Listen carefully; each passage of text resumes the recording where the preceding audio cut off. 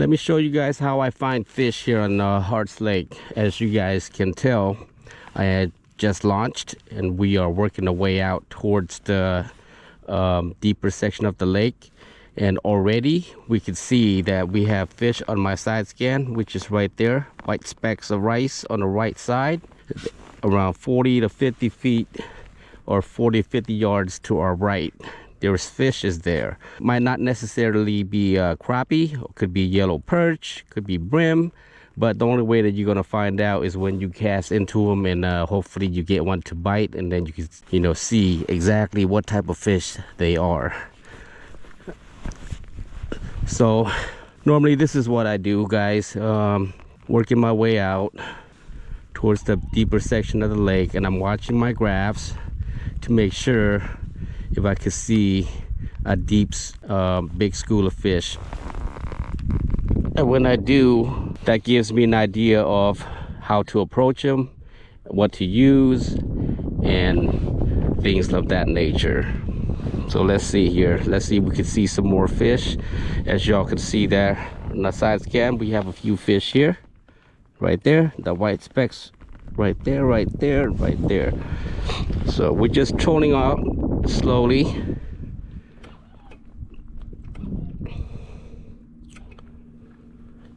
Watch the down scan, guys.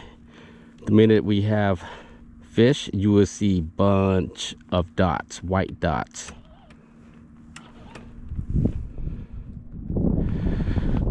We're not going fast, we're just going 1.7 to 2 miles per hour just to scan the lake before we drop our line down. That's typically what I do. We have another big mark here on the right side, around 65 yards to our right.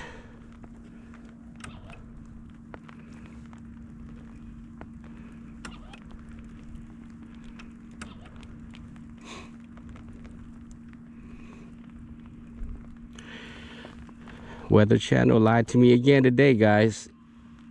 They said it's not supposed to rain today, but yet it's sprinkling. I guess sprinkling is not rain. But whatever, we're out here. We're gonna make the best of it. Just want to show you guys how to look for fish when it comes to this body of water, which is Hearts Lake and Roy. I keep on getting it mixed up between Roy and Eatonville. So this lake is in between Eatonville and Roy. So sometimes it's, you know, some people say it's in Roy, some people say it's in Eatonville.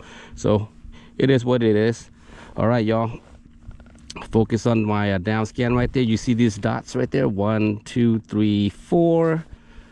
So we're in 24 feet of water, and that's when we start seeing fish. Now, as you can see, we have more populating bunch. So 25 feet, we're starting to see more of a fish activity. They're tucked on the bottom, being that it's cold out here today. Being that, you know, it's early winter, that's what they're gonna do, staging out to go to the deeper water when the winter actually hits. Look at that, y'all. Look at that. A bunch of them. So we're gonna keep on going to see exactly if maybe we have a bigger concentration. If not, then we'll come on back to, you know, in that range between 20 to 30 feet of water, I suppose, and attack them. Look at that. Look at that, y'all. Those has to be crappie right there. 30 feet down, we're in 39 feet of water. 30 feet down, we see a lot major big dots. So that's gonna be probably where I'm gonna concentrate on. I should have brought my anchor out here, but oh well. So we're in 42 feet of water, but they're down, suspended around 30 to 35 feet of water, as y'all can see right there. And that's what you want to see when it comes to scanning fish. Those little white specks of rice represents pretty much any type of fish species that may be in this lake or any lake. Keep that in mind. We have white specks over here to the right side of us. Those are typically going to be fish also, and of course they're going to be suspended. All right, so I hope that gives you guys a little bit of idea of how to look for fish on a graph. Okay, Typically I have, as always, a down scan on and a side scan. Sometimes I do, you know, split screen on one side between 2D sonar and down scan, or structure scan, some might call it. So kind of compare the two to make sure that, you know, one is, you know, accurate, or actually try to compare to see if it is fish that I'm looking at, or is it a tree, or is it a stump. So it differentiate. All right, I don't think that we're gonna come across any more out here from the look of it. Y'all see that right there on the bottom, those white specks? Those are what we want to see.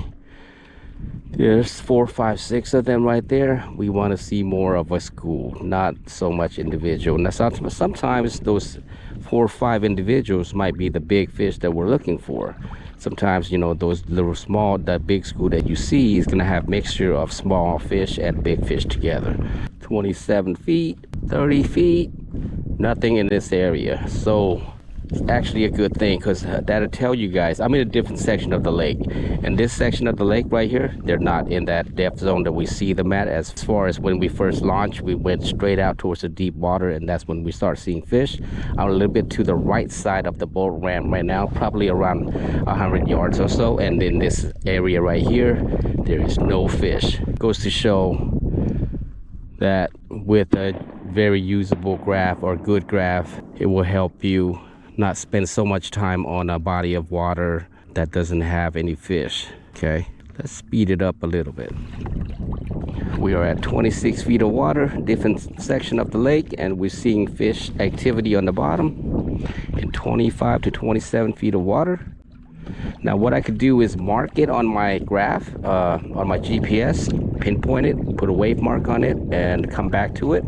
But this lake's not that big, so I could pretty much kind of eyeball where I'm at and come to it, you know, fairly easy. But when it comes to a big lake such as Alder Lake and whatnot, I definitely would mark them on my graph, a waypoint, so that way I can come back, you know, that way it's more precise. Different section of the lake and nothing. We're gonna keep on going. Look at that, y'all see that on my side scan? That looks to be like some kind of like a boat that is sunken down there. Pretty awesome. Amazing what kind of things you can see down in the water with these graphs. That's why I love these GARMIN graphs. They're very, very accurate when it comes to imaging. We're gonna turn back. Let's go on down. Keep on searching. Keep on searching.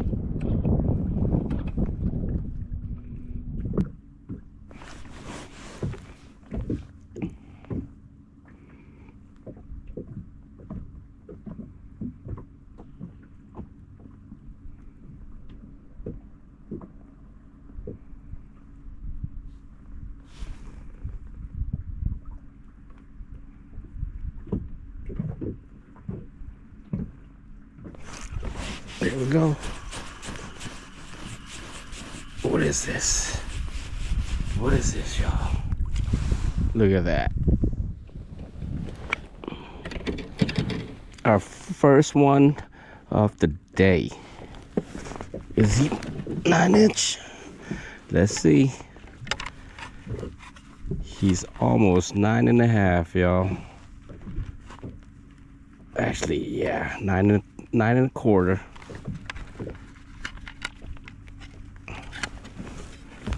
Look at that. Isn't that a beautiful fish? Pretty looking fish. Put him in the box. Oh my goodness.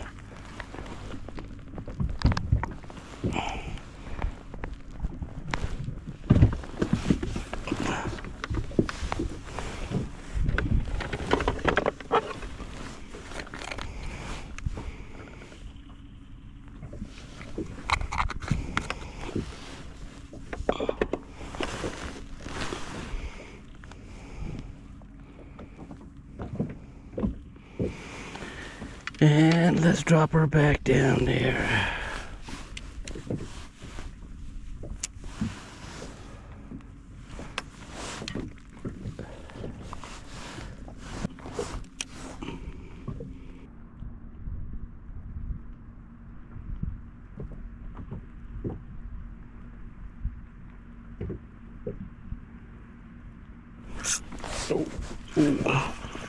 Ooh, this is a good one.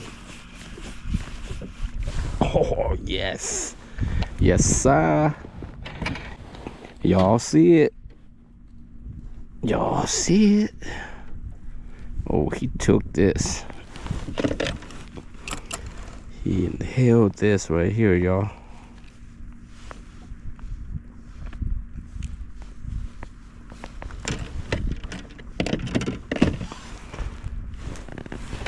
Yeah, he's well over 9. I know he's well over 9. Almost 9.5. Beautiful fish. In the box he goes.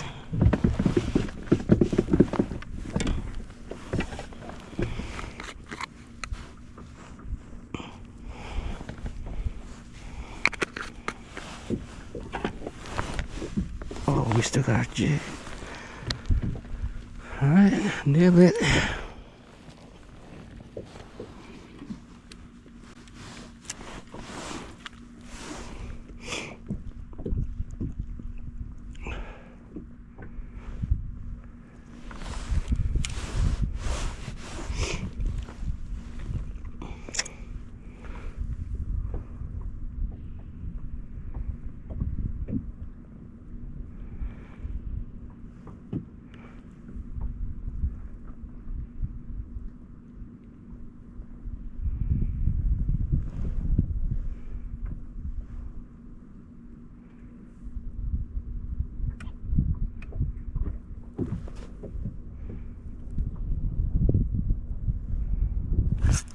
There's another one. Another good one. Yes. Look at how healthy these fish are.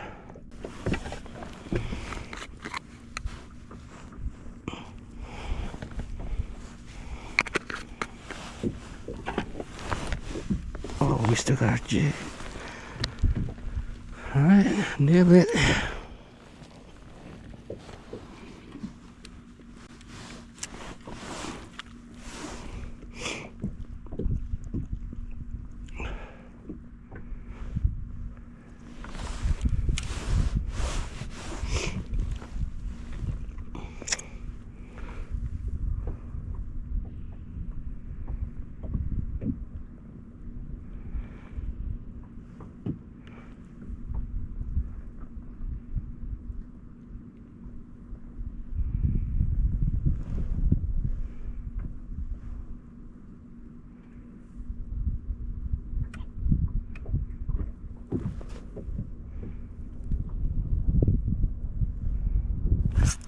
There's another one.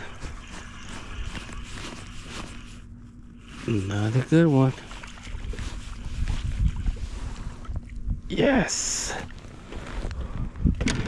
Look at how healthy these fish are. Beautiful looking fish. Look at that.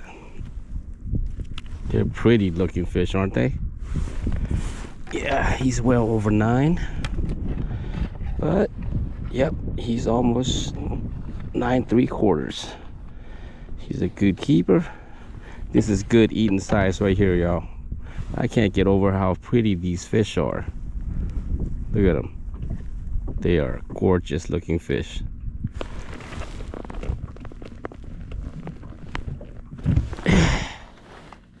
He's also going to be gorgeous in the frying pan. All right, we're sitting on top of a few good fish here. As you see in my graph right there, you see those arches or those down there on the bottom? Those are actually fish, y'all. When we're not moving on the graph, it's going to show like a line of worms. But if you're moving up to speed, there's going to be dots. It's going to look like a just speck of rice. But since we're not moving We're kind of keeping the trolling motor kind of pretty much pinpointing at the same location here. That's a good thing to have when it comes to a trolling motor. A variable speed trolling motor is preferably best. As you can see here, I'm actually staying in one spot fairly decent, not really moving away too far. Once I know I drift off a little bit, then I go back and adjust my speed accordingly. That way, you know, I'm staying in one spot. I actually have my trolling motor in reverse at the moment.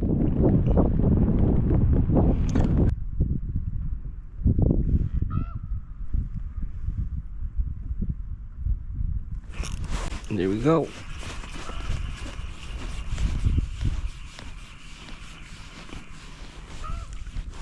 Oh, look at that. Look at that fatty. Look at this fatty, y'all. Another beautiful fish. Pretty looking fish. He's almost 10 inches. 9 3/4. Very good size to keep. All right.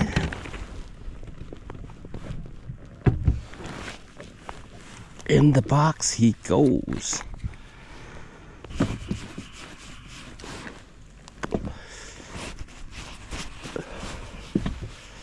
Look at this guy. Look at this guy. He's a big one. He's 9.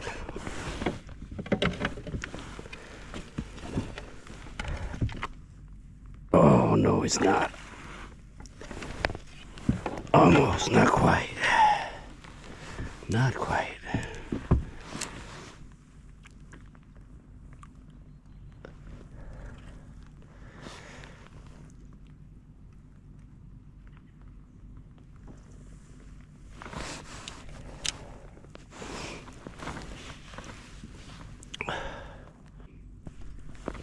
There we go. Is it a big one? Oh yeah. Oh yeah. He's a nice one. He is a nice one.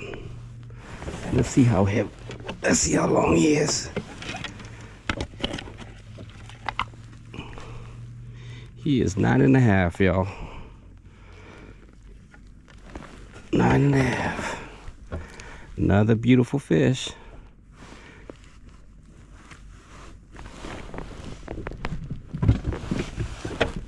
9.5.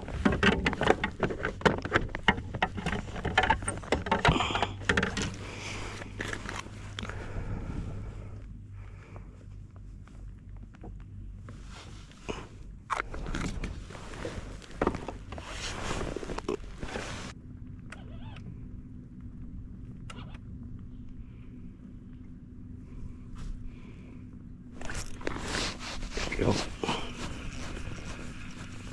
Let's see a better one.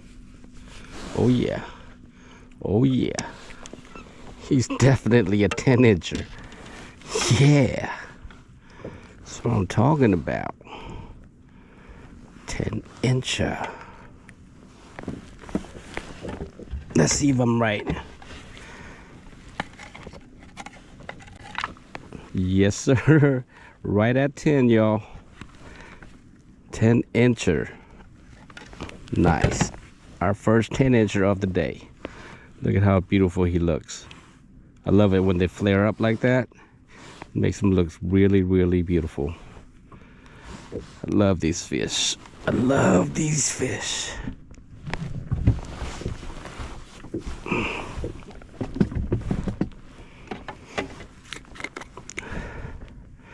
Let's get back down there. Let's catch us some more. Let's catch us some more. My favorite lake, Hart's Lake, y'all. I'm surprised there's nobody out here today. Everybody's looking like they're probably thinking, you know what? It's gonna rain. It's cold. The fish ain't gonna bite. That's what some of my friends tend to think. You know who you are. It doesn't matter what time of year it is. Fish will always bite as long as you know where they're at and how to present the bait in front of their face. You will get a strike.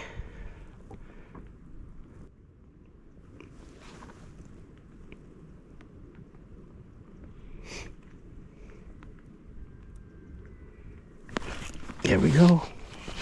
Here we go.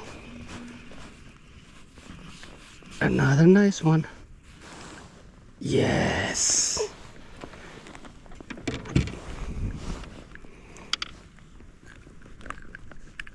Yes.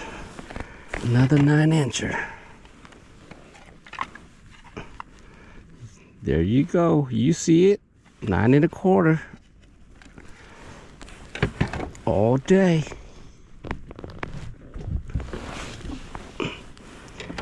We are not keeping anything under 9 inches, y'all.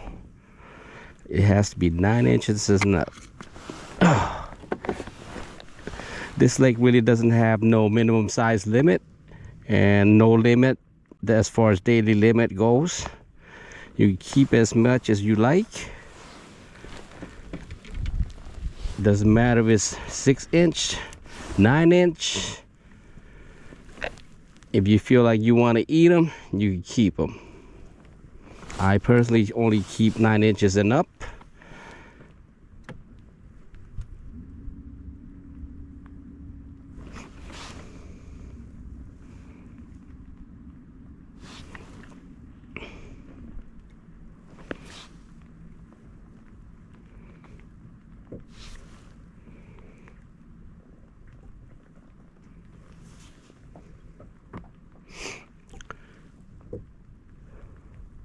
Let's see if we could get another one real quick.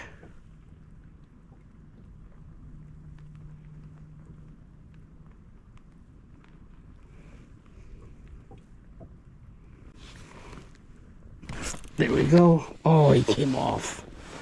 Oh boy. He came off. I must not got him at the right place of the mouth. It's okay. Oh, all right. We gotta change. We gotta put more niblet. They took our niblet. That goes to show y'all, no niblet, you're not gonna get that many bite, if any. Gotta make sure you have these niblets on hand at all time when you come out here crappie fish. It's a must.